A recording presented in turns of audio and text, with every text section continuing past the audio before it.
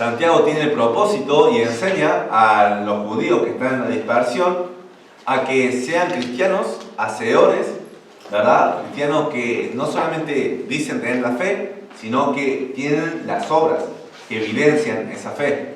Por eso muchas veces hemos escuchado, la fe sin obra, ¿qué es? Muerte. Es un pasaje muy famoso, pero tiene todo su sentido, su significado. Cuando vamos aprendiendo más y vamos leyendo cada vez más y estudiando, pero no solamente estudiar por una teoría, sino para ponerlo en práctica. Jesús, cuando decía, también él hacía, ¿verdad? Él decía que hay que servirse los unos a los otros. ¿Y qué hizo Jesús en una ocasión? Se remangó tenía la túnica, se dejó libre las manos y se puso a lavar los pies de sus discípulos.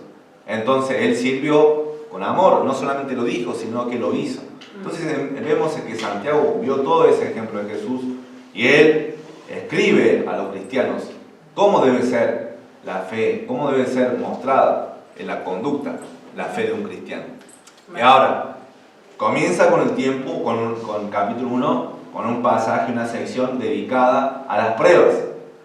Hasta el versículo 12 vimos que toda esa sección está dedicada a las pruebas. Pruebas que tienen como fin hacer que el cristiano sea maduro, ¿verdad? Que gane paciencia. Paciencia no es solamente estar paciente pasivo, ¿no? Cuando uno está esperando el colectivo, está ahí esperando ahí que pasen los minutos y que vengan, ¿verdad? No es de esa paciencia solamente, habla de una paciencia en constancia, en continuar haciendo lo correcto, continuar obedeciendo al Señor durante un tiempo prolongado, ¿verdad? En el caso de la vida cristiana, ¿cuánto termina la carrera? Al final, ¿no? Cuando terminemos y Jesús venga a buscar a su iglesia, ahí terminamos. Entonces la paciencia es necesaria para finalizar, ¿qué cosa? La carrera cristiana. Entonces las pruebas tienen ese fin, desarrollar la paciencia, y que esa paciencia haga en nosotros una obra de madurez espiritual. Amén. Eso es la prueba. La prueba, las circunstancias difíciles, las circunstancias adversas, y mencioné que podemos estar pasando por un tiempo de prueba, un tiempo de tribulación, un tiempo de dificultad, adversidad, donde la fe es puesta ¿a qué? A prueba, ¿verdad? La prueba de vuestra fe. Y bueno, y continúa enseñando Santiago, continúa enseñando acerca de la sabiduría, continúa enseñando acerca del hombre que es de doble ánimo, porque el que duda no va a recibir nada, y ese es el hombre de doble ánimo, ¿verdad? Que no tiene la determinación de seguir a Dios, la determinación de que su afecto solamente esté y decidido en una sola persona y una sola causa, que es Jesucristo. Por esa razón anda de un lado hacia el otro, es arrastrado por el viento y echado de una parte a otra. Y después, también ya en el versículo 12, antes de entrar en el tema de la tentación, también es bienaventurado el varón que soporta la tentación. Pero ahí vimos que la tentación o prueba es definido por su contexto, ¿verdad? Entonces, mejor estaría usada ese término, sería mejor bienaventurado el varón que soporta la prueba, ¿verdad? Porque él, si soporta, cuando haya resistido la prueba, va a recibir el galardón, ¿verdad? El premio, la promesa, que es la corona de vida.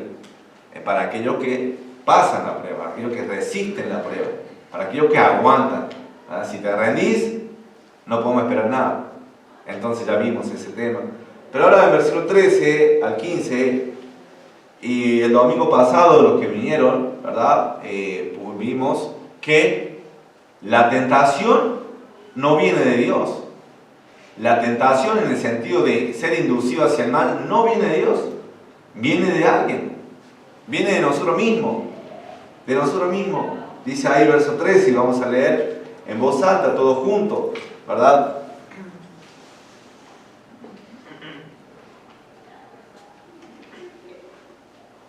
Vamos a leer en voz alta, todos juntos, pero primero voy a proyectar.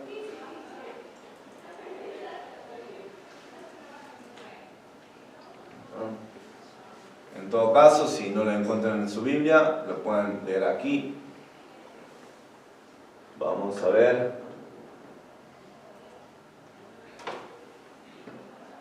Ahí está también. En voz alta, leemos todos juntos, dice: cuando alguno es tentado, no diga que es tentado de parte de Dios, porque Dios no puede ser tentado por el mal, ni Él tienta a nadie, sino que cada uno es tentado cuando de su propia concupiscencia es atraído y seducido. Entonces la concupiscencia, después que ha concebido, da a luz el pecado, y el pecado, siendo consumado, da a luz la muerte. Entonces Santiago acá trata de enseñar lo siguiente: reconocer la diferencia entre tentación y prueba, ¿verdad? Porque el que se conoce, ¿verdad? Como los cristianos a los que escribía Santiago, le dicen: no le eches la culpa a Dios por tu tentación, porque Dios no puede ser tentado por el mal, ni Él tienta a nadie. Entonces, uno puede deducir que había personas, cristianos, que le atribuían su tentación ¿a quién? A Dios. Por eso la exhortación: no digas que sos tentado de parte de Dios por tu propia tentación. La tentación y la diferencia, vimos el domingo pasado, una de las diferencias es el origen. Lo vamos a ver de vuelta hoy. El origen. ¿Dónde se origina la tentación? El ser inducido hacia el mal. ¿Dónde se origina? De uno mismo, de su propia concupiscencia, ¿verdad? De su propia concupiscencia. Y también concupiscencia significa malos deseos. Pero naturaleza caída, ¿qué quiere decir? Malos deseos. Al tener una naturaleza caída. Si tuviera una naturaleza sin pecado, tuviéramos deseos neutros, o sea, no serían pecaminosos. Pero al tener una naturaleza caída, la concupiscencia es malos deseos. Desde Adán hasta ahora, todos nacimos en pecado, excepto una persona en ese interín, que es Jesucristo. Nació sin pecado. El resto, todos somos pecadores, ¿sí? Entonces tenemos por naturaleza deseos malos, inclinados hacia el pecado. Entonces vamos a ver, y de más de cerca, el 13, el 14 y el 15, sobre todo el 15, versículo 15, acerca de la tentación, ¿verdad? Algunos elementos de la tentación que nos van a ayudar a reconocer la diferencia entre prueba y tentación. Y que eso debe llevarnos a alejarnos de la tentación, a no caer en la tentación, a no ceder a los deseos malos y pecaminosos, porque todos tenemos deseos malos y pecaminosos, por eso somos tentados. Vamos a orar y pedir la guía de Dios, que el Espíritu Santo esté hablando en cada uno de nosotros y que me ayude a mí, ¿verdad? Oremos. Padre, gracias por esta mañana que tú nos regalas, en la cual podemos estar congregados aquí, Señor, en este edificio que nos diste, pero sabemos que el edificio no es la iglesia en sí. La iglesia somos el cuerpo de Cristo, y te ruego, Señor, por cada uno de mis hermanos que ha confiado, que ha creído, que pueda prestar atención a tu palabra. Tu palabra es viva, tu palabra es palabra de vida, y aquel que la escucha y la obedece, Señor, tendrá bendición. Te pido, Señor, por cada uno de mis hermanos, para que pueda prestar atención con humildad, para luego hacer de Dios. Haz la obra, y también te ruego, si hay alguien aquí que no ha conocido a Cristo como su Señor y Salvador, que no tiene el Espíritu Santo, que no tiene vida eterna, que no se ha arrepentido de sus pecados, que hoy sea, Señor, el día que crea, que hoy, Padre, se arrepienta. Ayúdame, Señor, a comunicar de la mejor manera posible, y que lo que escribió Santiago hace miles de años para los cristianos en una época, que también es aplicable a nosotros, también está escrito para nosotros, pero también que sepa, Señor, yo comunicar. En nombre del Señor Jesús te agradecemos. Amén y amén. Bueno, como dije, está el origen, versículo 14. Ahí es un elemento, y es un elemento que diferencia entre la prueba. El origen de la prueba, ¿de dónde viene? De Dios. Dios permite y Dios manda la prueba con un fin, para que crezcamos, para que seamos maduros. Ahora, el origen de la tentación, versículo 14, dice: sino que cada uno es tentado cuando de su propia concupiscencia es atraído y seducido. Concupiscencia es un fuerte o intenso deseo, pasión, anhelo o gusto. Al tener una naturaleza caída, es un deseo malo, intenso, fuerte, pero malo. Es una codicia, un deseo ardiente, ¿verdad?, hacia algo malo. Eso es la concupiscencia, un fuerte deseo. Ahora, no es solamente aquí donde aparece este concepto o esta palabra. Hay otros pasajes, lo voy a leer. Por ejemplo, esto, lo que están anotando. Gálatas 5:16, Colosenses 3:5, Santiago 4:1 y 2, el mismo libro que estamos estudiando. 1 de Juan 2:16 y 1 de Pedro 2:11. Y vamos a ir viéndolo. Por ejemplo, de Gálatas dice: digo pues, andad en el espíritu y no satisfagáis, ¿qué cosa? Los deseos de la carne. Hay deseos de la carne. Y si ven ese capítulo, al final, ahí explicita cuáles son esos deseos y las obras de la carne. Hay deseos de la carne. Nosotros tenemos una carne y esa naturaleza tiene deseos. Después, Colosenses 3:5 dice, me ayudan a leerlo por favor todos juntos, dice: hacer morir pues lo terrenal en vosotros, fornicación, impureza, pasiones desordenadas, malos deseos y avaricia, que es idolatría. Nuevamente, malos deseos, ¿verdad? Pasiones desordenadas. También en Santiago 4, unos capítulos más adelante, dice: ¿de dónde vienen las guerras y los pleitos entre vosotros? ¿No es de vuestras pasiones las cuales combaten en vuestros miembros? Ahí, codiciáis, o puede ser traducido, deseáis, ¿verdad? Y no tenéis lo que deseáis. Dice: matáis y ardéis de envidia y no podéis alcanzar. Combatís y lucháis, pero no tenéis lo que deseáis, porque no pedís, ¿verdad? Entonces ahí nuevamente están los deseos, están los anhelos de la carne, la codicia, las pasiones, la concupiscencia. Bueno, ahí cuando dice combaten en vuestro, no es de vuestras pasiones, en el versículo 1, también es usado el término de concupiscencia, ¿verdad?, en el original. Entonces, están relacionadas. 1 Juan 2:16, un pasaje muy famoso también, ¿verdad?, que habla acerca del amor a Dios y el amor al mundo. Pero acá dice: porque todo lo que hay en el mundo, los deseos, nuevamente, ¿de qué cosa? De la carne. Los deseos de los ojos y la vanagloria de la vida no proviene del Padre, sino del mundo. Y el mundo pasa y sus deseos, ¿verdad? Entonces, los deseos están en la carne, están ahí. Otro más, el último. Sí, el último. 1 de Pedro 1:11, vamos a leerlo todos juntos. Dice: amados, yo ruego como extranjeros y peregrinos que os abstengáis de los deseos carnales que batallan contra el alma. Nuevamente, deseos carnales que van contra el alma. Y el término es un término muy gráfico, porque él insinúa y da la imagen de un ejército tratando de sitiar una ciudad. Y esos son los deseos carnales. Van a buscar la captura, ¿verdad?, del alma, de la persona. Y el fin de los deseos carnales es destrucción. Vamos a ver más adelante. Eso, Santiago lo dice, ya lo hemos leído, pero vamos a ir viendo detenidamente. Es lo que te atrae. Dice ahí, cada uno es tentado con su propia concupiscencia, es atraído. Es decir, uno va caminando y ve algo y su propio deseo lo atrae hacia ese objeto, ¿verdad? Y por eso es sacado del camino. Lo que ve lo engaña, su deseo le engaña. Por eso dice, y seducido. No solamente es atraído, sino también es seducido. Y el término allí también es de alguien que está pescando, pone un cebo, o que está cazando, pone un cebo, pone una carnada, lo engaña a la presa. Y eso es el pecado, ¿ok? Engaña al hombre. Y los mismos deseos lo engañan a uno. Parece atractivo, lo atrae y lo seduce. Y uno toma el proceso que vemos más adelante.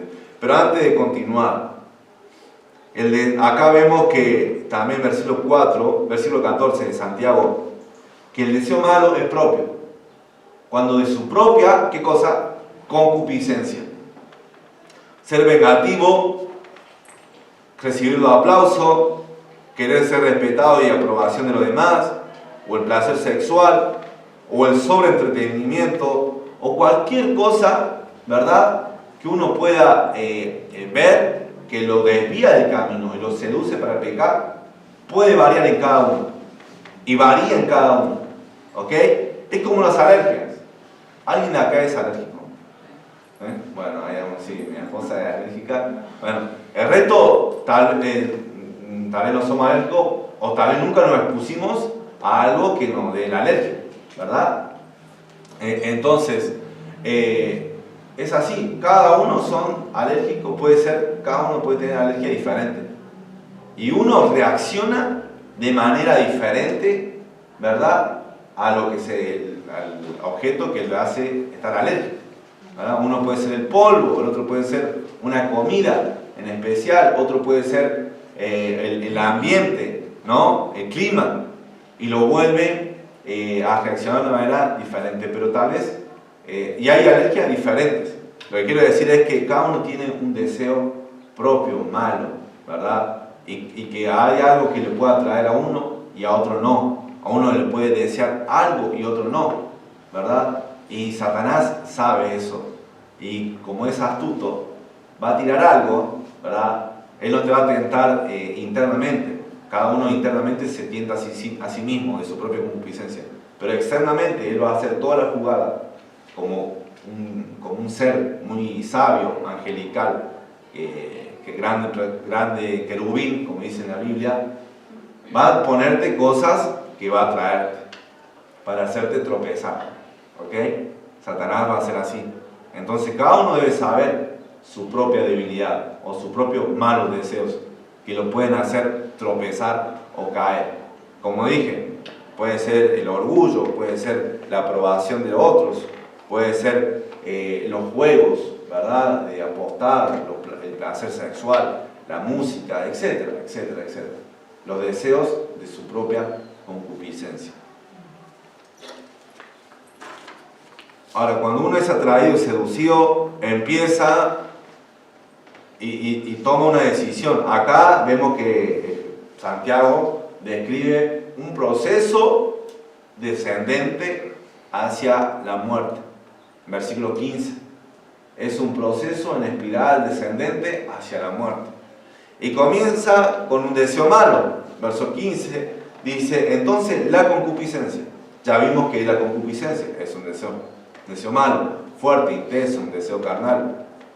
Ahora, entonces la concupiscencia, después que ha concebido, entonces concupiscencia concebida, engendrada, es un término también, o una palabra que utiliza, que está relacionado a quedar embarazada.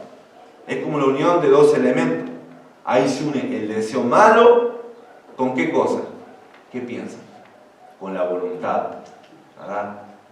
Uno tiene ese deseo malo y en su voluntad tiene la decisión de aceptar ese deseo malo o de rechazarlo, de combatir contra ese deseo malo. Pero acá, como la concupiscencia es concebida, ¿qué pasó? Uno lo ha aceptado, ¿verdad? El deseo malo lo ha aceptado. Pero cuando uno lucha y no acepta el deseo malo, no se concibe el pecado, ¿verdad? Cuando viene un deseo, ves algo y tu corazón está deseando eso, uno tiene la decisión de elegir aceptarlo o rechazarlo. Si uno lucha contra ese deseo que no agrada a Dios, ¿verdad?, no deja concebir el pecado. Corta, hace un corte, y entonces esa espiral descendente queda ahí, es librado de la muerte. Pero uno, hagamos en cuenta que sí, que uno ha aceptado y en su voluntad, ¿verdad?, continúa con ese deseo malo. Más adelante dice, entonces la concupiscencia, después que ha concebido a luz el pecado.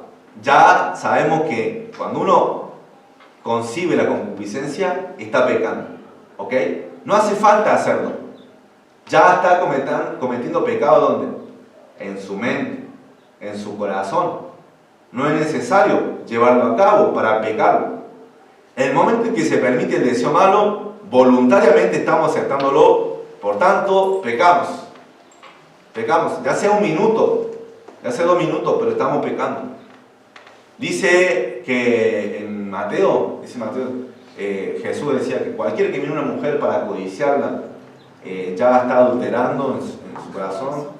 Ay, me olvidé, pero ¿por qué? Porque la está deseando y codiciando ¿dónde? En su corazón. No es necesario que se vaya y se acueste con ese hombre, con esa mujer. Ya se está acostando ¿dónde? En su corazón, en su mente, la lujuria. Entonces no es necesario llevarlo a cabo para pecar. Ya está pecando ¿dónde? En su imaginación, en su mente. Entonces, tenemos que entender eso. Y tenemos que pedir perdón a Dios por malos deseos que nosotros le damos lugar. Porque estamos cediendo a la tentación y estamos pecando. Pero aún así, hay un paso más. Hay un paso más de solamente imaginar o de recordar algo que uno hizo. ¿Verdad? Como mencioné el domingo pasado, el domingo pasado, que había un homosexual, ¿verdad? Que se convirtió a Cristo y ya dejó todas las amistades malas, dejó todo el ambiente malo. Pero ¿de dónde venía su tentación? No venía de afuera, su tentación venía de los recuerdos, de la experiencia que había vivido y la experiencia que tenía, y venían a su mente y atacaban a su mente. Y él tenía la decisión de decir, voy a vivir esos recuerdos, ¿verdad? O de rechazarlos. Entonces, uno en su mente lo puede acoger y estar pecando. Pero hay un paso más. Dice, entonces la concupiscencia, después que ha concebido, da a luz el pecado. Ahora, y el pecado siendo consumado, da a luz la muerte. Cuando el pecado se hace, o sea, el deseo crece, madura, y el pecado se efectúa y se lleva a cabo, ahí está siendo consumado. Uno lo lleva a la acción. Uno lo que recordó, lo que imaginó, lo que planeó, ¿verdad? Lo llevó a cabo, ya se consumó el pecado y va a dar a luz la muerte. El resultado final es la muerte. Ahí termina el proceso de espiral descendente. ¿Ok? Como una espiral así. Y cae, ¿en qué? En la muerte. Resultado final, la muerte. Comenzó con un deseo malo y uno dio lugar a ese deseo malo y ese deseo creció hasta que dominó la mente y lo llevó a cabo la persona que tuvo ese deseo malo. Ahora, ¿nos ha pasado? Sí, nos ha pasado y nos pasa y tristemente nos pasará, pero nosotros tenemos que ser conscientes, como lo que dice Santiago, ser consciente en la batalla que tenemos a diario, de no dar lugar a los deseos malos, de entender que la tentación va a llevar ¿a dónde? A la muerte. La tentación da lugar al pecado y el pecado, como dice en Romanos 6:23, porque la paga del pecado es muerte. Es muerte. Ha pasado con hombres de Dios. Sí ha pasado, hermanos, ha pasado y tristemente también pasa. Un caso registrado en la Biblia. ¿El caso de quién? Ahí dice el caso de David, ¿no? Según de Samuel, capítulo 11, versículo 1, ¿verdad? En adelante. Dice, aconteció el año siguiente, en el tiempo que salen los reyes a la guerra, que David envió a Joab y con él a sus siervos y a todo Israel, y destruyeron a los amonitas y sitiaron a Rabá, pero David se quedó en Jerusalén. Bueno, ¿dónde debía estar Israel? En la guerra. Eran tiempos en que los reyes salen a la guerra. ¿Dónde debía estar David? Allá en la guerra. No debía estar en su palacio. Y es ahí también cuando uno da lugar también. Cuando uno propicia un ambiente. Cuando uno está de nocio, cuando uno está descuidado con la guardia baja, es cuando ahí vienen algo y da lugar a ese deseo malo. En el caso de David dice, y sucedió un día, al caer la tarde, que se levantó David de su lecho y se paseaba sobre el terrado de la casa real. Y vio del terrado a una mujer que se estaba bañando, la cual era muy hermosa.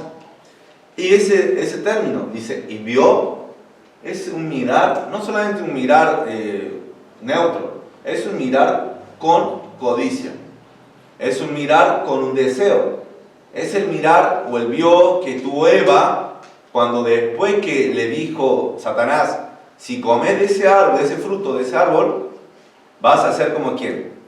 Como Dios. Y entonces ella dice que vio un árbol codiciable. Ahí ya empezó a mirar con otros ojos al fruto de ese árbol, porque quería ser como Dios. Es ese mirar que tuvo David. Se acercó y miró. Entonces, ella tuvo el deseo, un deseo en su corazón. Ahora, él quedó atrapado porque fue atraído y seducido por su deseo. ¿Ese deseo vino de Dios? ¿El que vino de David? No, no fue de Dios. No fue un deseo de su corazón malo, ¿verdad? A él podía haber tomado la decisión. Ahí, en ese momento, miré algo, media vuelta y me voy. Voy a leer los salmos que ya escribí. Voy a leer el Pentateuco, porque ya estaba escrito lo escrito de Moisés. Voy a leer acerca de la pureza, acerca de cómo debo comportarme. Ya había un hombre que miró a una mujer desnuda. ¿Cómo se llama ese hombre hace 1000 años atrás, en el tiempo de David? Ese hombre que estuvo en Egipto y que vio una mujer y que lo acosaba y después se desnudó. Ese hombre se llamó José, y José salió corriendo. No se quedó ahí a contemplar la belleza de esa mujer, sino se fue. Pero David no tomó ese camino. David dice, verso 3, envió David a preguntar por aquella mujer. Y le dijeron, aquella es Betsabé, hija de Eliam, mujer de Urías Eteo. Ahí vemos que la concupiscencia fue concebida. Vemos que ya David empezó a dar ese proceso descendente que llevó a la muerte, ¿verdad? En lugar de apartar la mirada y resistir, David alimenta ese deseo, ¿verdad? Él ya decidió ahí, y en ese momento que él empezó a mirar con malos deseos, con lujuria, ahí estuvo pecando. Pero aún así, en pecar en su corazón, él podría haber dicho, no, esto está mal. ¿Qué estoy pensando? Es la mujer de un soldado, es la mujer de otra persona. ¿Cómo me voy a yo meter con esa persona, con esa mujer? No, aparte yo tengo mi esposa, ¿verdad? No puedo hacer eso. En ese momento él ya dio luz al pecado, pero él continuó y el pecado fue consumado. ¿Cuándo fue consumado? ¿Qué piensan? Bueno, fue un proceso, no es todo A, B, C, D, pero sí fue un proceso. Cuando él empieza a preguntar por esa mujer, ahí ya empieza ese pecado consumado. Porque el preguntar es algo que le lleva a la acción, ¿verdad? Y en el caso de la lujuria, lo que está comúnmente conocido, la pornografía, cuando da un clic, cuando uno da algo que abre una ventana, eso ya es consumado, porque uno ya está tomando acción, está haciendo intencionalmente, dando los pasos para tratar de satisfacer ese deseo. En el caso de David era preguntar, voy a preguntar sobre esta mujer. David después termina de cometer ese pecado consumado, dice, y envió David mensajeros, verso 4, y la tomó y vino a él y él durmió con ella, y luego ella se purificó de su inmundicia y se volvió a su casa, ¿verdad?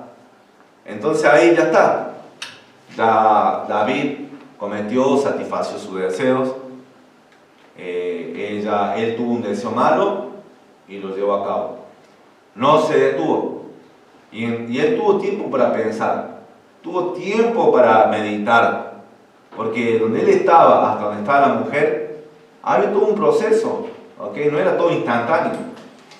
Él fue cayendo gradualmente. ¿Hacia dónde? Hacia el pecado, hacia la muerte. La consecuencia que dice Santiago, da luz la muerte, ¿verdad? ¿David le fue todo bien? No. Dios es un Dios justo. Y vivimos con leyes justas. Lo que uno siembra, eso segará, eso cosecha. ¿Verdad? Es así. La ley de la siembra y cosecha. Si uno siembra para la carne, va a recibir corrupción. No puede recibir bendición del Señor cuando uno está cayendo en tentación y con tentación continuamente. No se puede. La acción de David llevó a consecuencias trágicas. La muerte de su hijo en esa relación, porque Betsabé quedó embarazada, y ese hijo, producto de esa relación, de esa infidelidad, murió por el juicio que le fue dado a David.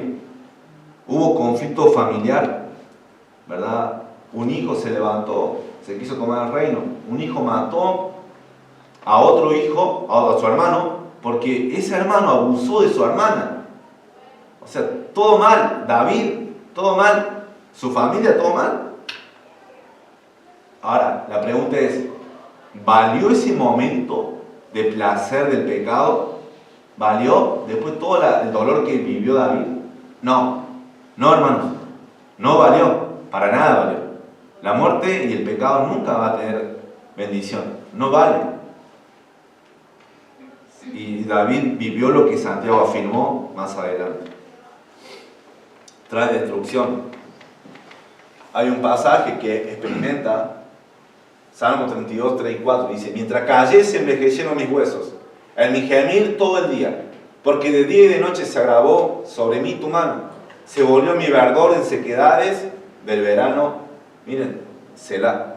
O sea, David escribe eso en ese momento de turbación, en un momento donde él estaba ahí, entre confesar o no confesar, estaba ahí entre viviendo ese tiempo de pecado, porque no solamente no se arrepintió y no más. Esperó un tiempo, cometió asesinato para ocultar su pecado, y todo eso experimentó David. No valió para nada.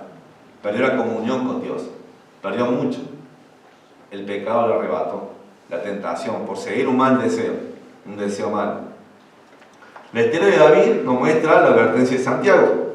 La tentación en sí, o el deseo malo, no es ya pecado consumado. Puede ser cuando uno da lugar, sí, es un pecado. Cuando uno da lugar al deseo malo, sí. Pero ahí nosotros tenemos la voluntad de aceptarlo en nuestro corazón, ¿o no?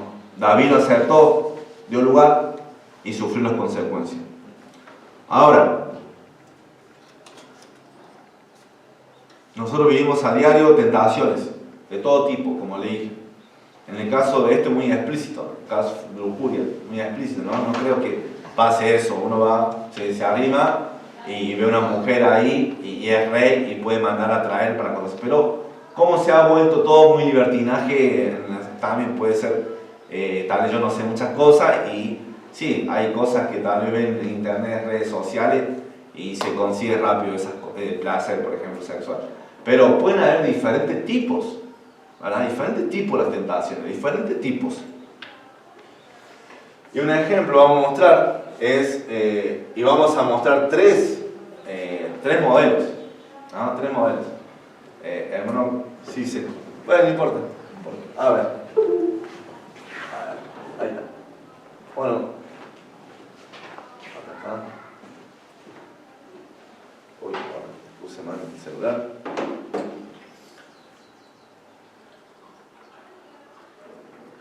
No, ese déjalo vacío, hermano. Por favor. Ahí sentí el agua. No sé si era para mí, pero tal vez era para él, ¿no? No, ahí está vacío, gracias. Y este lo vamos acá. Gracias. Cardo Poel, se ha levantado. ¿Quién más se ofrece como voluntario? ¿Ah? ¿No, Víctor? ¿Quién más? ¿O voluntaria? ¿No? Va a tener un premio. Ahí todos se levantan. No. Dylan, ¿querés? ¿No? ¿Quién más? Bueno. ¿Querés pasar? Bueno, ¿alguien más que quiera pasar? ¿Nadie? Bueno, ahí pasa.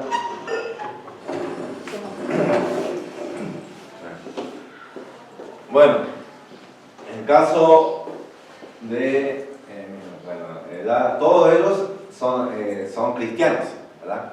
Cristianos. Son cristianos. Bueno, obviamente, ¿no? Gracias a Dios son cristianos, bueno, pero en esta historia también son cristianos, ¿verdad? Y ellos están caminando, tienen sed, ¿verdad? Tienen sed y ellos dos les gusta la Coca-Cola, ¿verdad? A ella, no, a ella le gusta la Sprite, ¿verdad? Entonces, están con sed, están caminando y se le presenta ahí, la Coca-Cola, ¿verdad? A ver si hace sonido. Qué rico. Le ponemos acá, miren cómo sale el gas, ahí.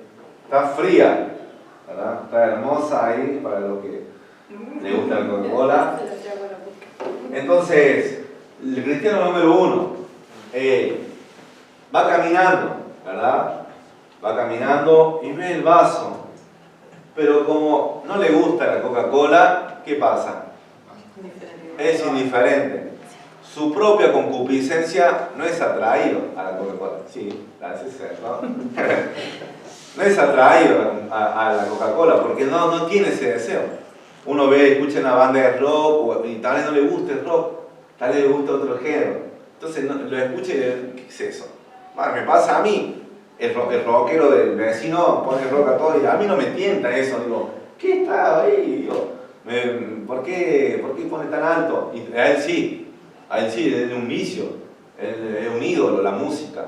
Y música mala, ¿verdad? Que no la aleja de Dios.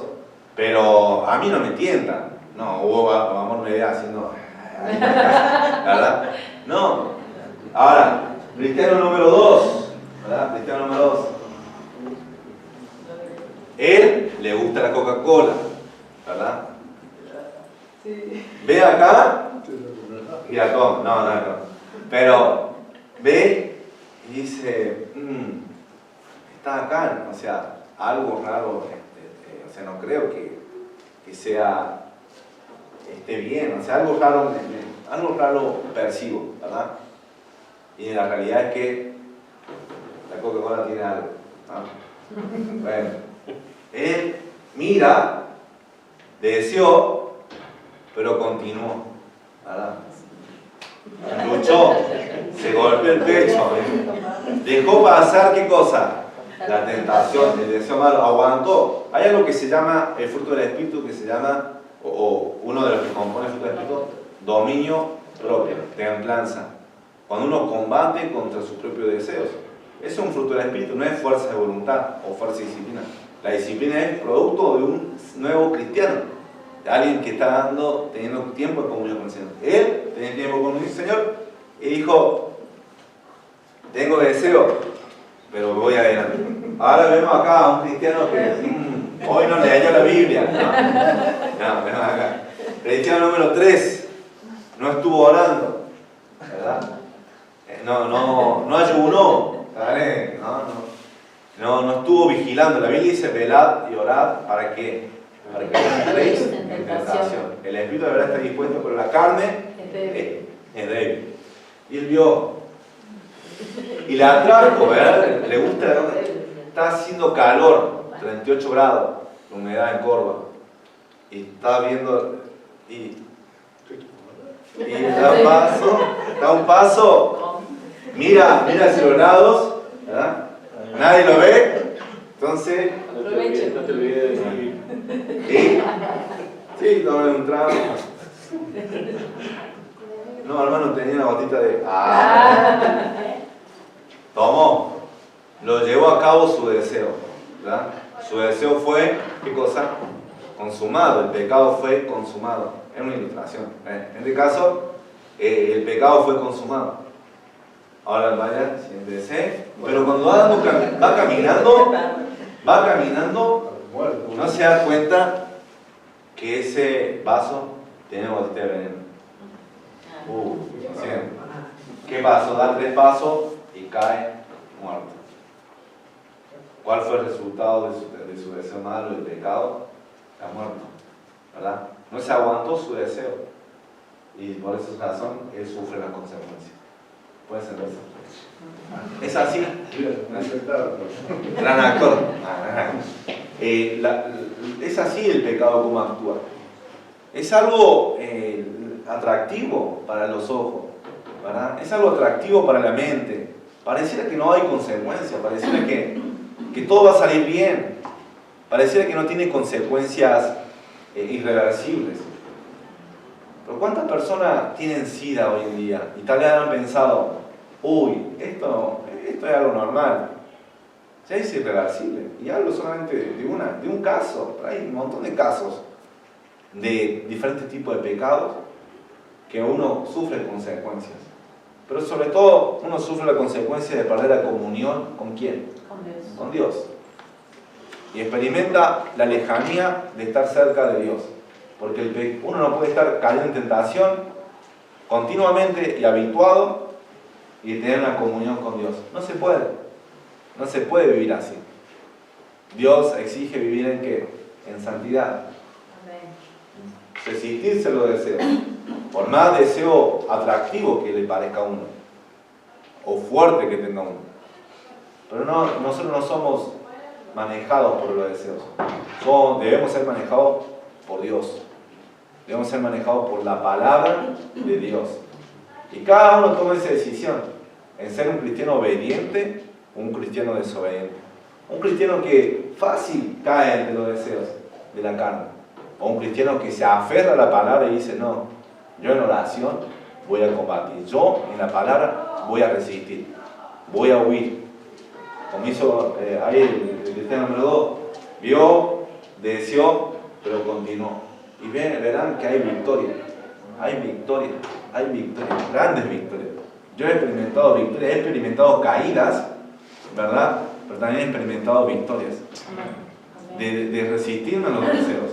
Y después uno también tiene bendición. Bendición. En Cristo hay vida. Nuestra iglesia se llama Iglesia Bautista Vida Abundante. Porque Jesús viene a dar vida abundante. Pero cuando uno está siguiendo las cosas de este mundo, los deseos de este mundo, tarde o temprano, yo hice fue muy instantáneo todo. Sufrió ahí nomás las consecuencias, ¿no? Pero tarde o temprano uno sufre las consecuencias, y consecuencias irreversibles, y muchas veces eternas. ¿En qué estamos usando nuestra juventud? ¿En qué estamos usando nuestra energía, nuestro dinero? Tal vez en gastarlo en cosas, deseos vanos que no llegan a nada, o usarlo para toda la eternidad. Este sábado vamos a invertir. Hay hermanos que están invirtiendo tiempo, dinero. Y el dinero es algo que uno se lo ha ganado, ¿verdad? Con trabajo, ¿verdad? Y lo invierte para las cosas de Dios. Y eso tendrá fruto. Si lo hace de corazón, tendrá fruto ¿para cuándo? ¿Para ahora solamente? No, para toda la eternidad. Amén. Uno decide para qué va a vivir. Les animo de todo corazón a que puedan vivir para Cristo. ¿Qué voy a hacer, pastor? ¿Qué hago? Entonces, yo tengo muchos deseos. Bueno, primero es reconocer que la tentación viene de vos, no viene de Dios. Tenés que reconocer eso. Porque cuando decimos, no, el ambiente, si supiera los amigos que tengo, no, si supiera la familia que tengo, no, si supiera dónde vivo, si supiera lo que estoy viendo. La tentación viene de acá, de aquí. ¿Ok? Ya ahí viene. Sí, obviamente, las cosas, cuando uno tiene mejor ambiente, es mejor. Pero todo eso Dios se ocupa. Dios manda pruebas que son externas. Y te da la fuerza para soportar esa prueba. Pero cuando uno es tentado de su propio corazón.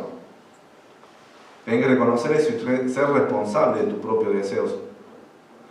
Y cuando vos reconoces la diferencia entre prueba y tentación, vas a reconocer, esto me quiere hacer caer, me quiere seducir. No voy a dar lugar a eso. En el nombre del Señor Jesús, no voy a dar lugar a los deseos malos. No voy a dar lugar. Había un cristiano que se había convertido y era adicto a la droga. Y cuando venía esa tentación, él empezaba a invocar el nombre de ¿quién? De Jesús. Yo creo en el nombre de Jesús, yo creo en el nombre de Jesús. Los que son de la carne piensan en las cosas de la carne, los que son del Espíritu piensan en las cosas del Espíritu. Y cuando pasaba ese deseo, tenía victoria. Debemos cultivar una vida de vigilancia, estar mirando, autocontrol en el Espíritu. Hay que tener ese deseo. Si David hubiera mirado, hubiera dicho, esto está mal, ¿qué estoy diciendo? Y dar media vuelta y volverse a leer la palabra, no hubiera hecho lo que hizo. Es de tener ahí, tac, porque cuando ya empieza a girar la rueda, es difícil frenar. Mateo 26, 41. Bueno, lo puse así. Mateo 26, 41 dice, velad y orad para que no entréis en tentación. El espíritu de verdad está dispuesto, pero la carne es débil. ¿Qué hay que hacer? Velar y orar. Hay que limpiar los malos deseos. ¿Se puede tener buenos deseos? Sí, se puede tener buenos deseos. Todas las cosas son puras para los puros, más para los impuros y corrompidos, nada les es puro. Pues hasta su mente y su conciencia están corrompidas, dice la palabra. Yo cuando veía algo que me atraía y decía mal, en mi corazón yo decía, todas las cosas son puras para los puros. Y decía, esto está mal, está mal. Si soy puro, voy a ver y voy a ver todo como un puro. Ahora, si mi corazón está corrompido, voy a mirar todo mal. Hay que limpiar los malos deseos. Dice un pasaje, como el cielo brama por la corriente de las aguas, así clama por ti, oh Dios, el alma mía. Ese siervo tenía ese deseo por agua. Y así el salmista dice, tiene un deseo de Dios. Que así sea nuestro corazón. De mañana te buscaré, oh Dios, dice, ¿no? De mañana, de temprano, de madrugada, te voy a buscar. Voy a anhelar. Cuando uno tiene buenos deseos, está limpiando aquellos malos deseos. Y ahí es cuando vas a tener fuerza para resistir la tentación. Cuando tenés más deseo de leer la palabra que quedarte allí y con gente que sabes que no te van a llevar hacia el bien. Cuando venís a la iglesia y ya estás diciendo no a otra cosa, también estás venciendo la tentación. Entonces te animo de todo corazón a que no dé lugar a la tentación. ¿El lugar a qué cosa? A obedecer a Dios, a los buenos deseos. Deseo de leer la palabra, de orar, de venir a la iglesia. Y vas a ver que vas a tener una vida cristiana fructífera. De lucha y prueba, ¿o no? Eso dice. Pero las pruebas son para hacernos crecer. Pero vas a vivir una vida alejada de tentación, que te van a traer la destrucción para tu vida y para tu familia. Vamos a orar. Padre Celestial, gracias por esta mañana, en la cual vemos en tu palabra la exhortación para nuestra vida. Vemos en tu palabra lo que tú nos dices y nos enseñas, Padre. Vemos en tu palabra que en Cristo realmente tenemos vida, no tenemos muerte. Pero si nosotros elegimos vivir cediendo a la tentación, no vivimos una vida acorde a la vida cristiana, vivimos una vida mundana, de un no cristiano. Entonces te ruego, Señor, para que no sea un hábito caer en la tentación, sea un hábito obedecerte a ti, un hábito leer tu palabra, meditarla, un hábito orar, querer buscarte de mañana, de tarde, de noche, de madrugada. Ayúdanos, Dios Padre, a no ceder ante los malos deseos cuando se nos presenten, a huir de los malos deseos, aunque el ambiente muchas veces sea malo, pero sabemos que aunque el ambiente sea perfecto, como Adán y Eva, igual ellos pecaron. Y nosotros tenemos tu promesa, que aunque el ambiente sea malo, nosotros podemos resistir la prueba. Confiado en tus promesas, confiado en tu palabra, confiado en tu poder, Padre Celestial. Alabado sea tu nombre y danos la victoria día tras día. En el nombre de Jesús, te alabamos, te adoramos.